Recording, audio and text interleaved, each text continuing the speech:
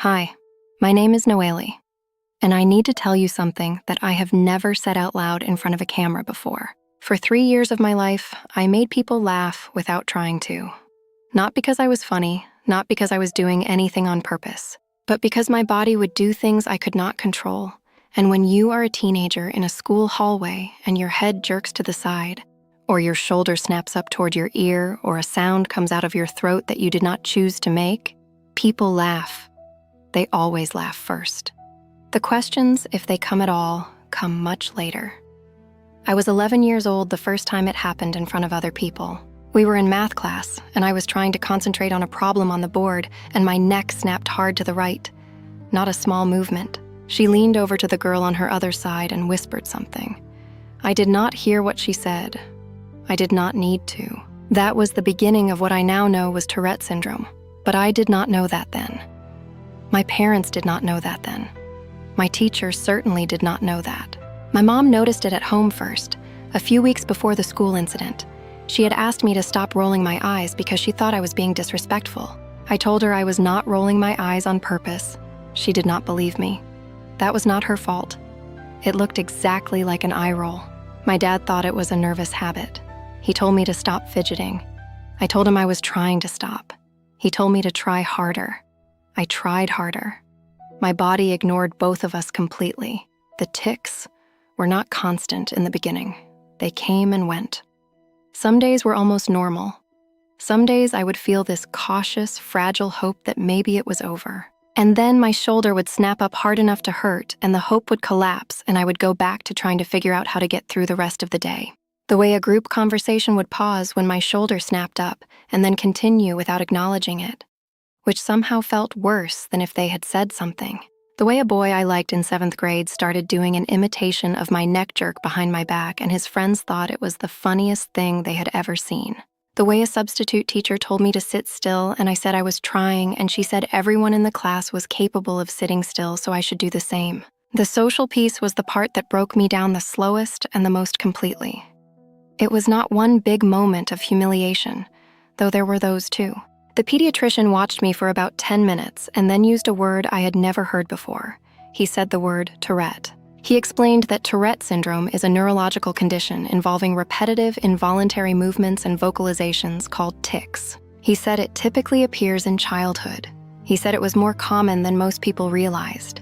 He said there were treatments and strategies. The first was relief so overwhelming it made my eyes fill up immediately, because there was a name for it. There was a reason. I told Camille. She was the only one I told for almost a year. She responded the way Camille responds to most things. Telling people I had Tourette syndrome seemed, in the landscape of middle school social dynamics, like trading one problem for a different and possibly worse problem. Instead of being the girl who did weird things with her neck, I would be the girl who had the thing that Davidson talked about on that television show. I looked up everything I could find about Tourette syndrome. I read about how it existed on a spectrum. I read about how the coprolalia actually only affected a small percentage. I read accounts from other people who described exactly what I felt. The building pressure before a tic. The brief, uncomfortable relief when it happened. I started a private journal that nobody knew about. Not a diary, exactly. More of a log. I wrote down when the tics were bad and when they were manageable. In a silent classroom during a test. In the middle of a movie in the theater.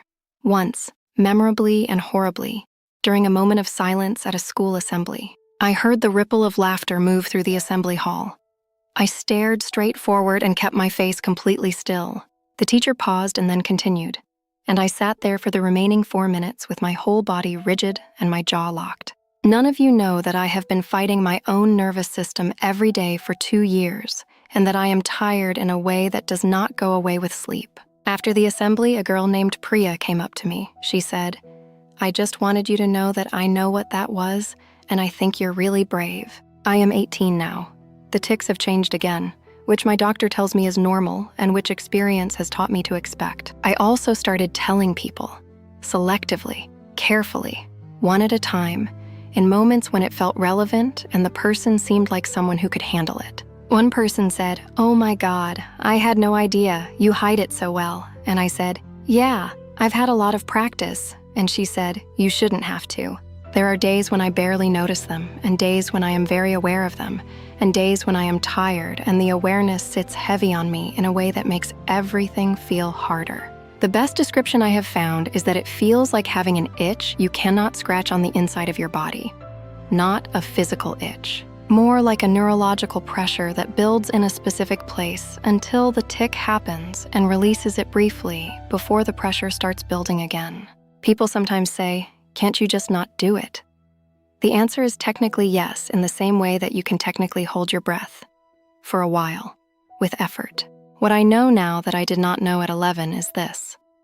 The condition is not the hardest part. The hardest part was the isolation of not knowing what it was. The hardest part was the gap between what was happening inside my body and what I was able to explain or defend to the people around me. The hardest part was spending years believing that something was fundamentally broken about me in a way that was visible to everyone and comprehensible to no one. Having a name for it did not fix anything, but it ended the isolation of the not knowing, and that turned out to matter more than I expected.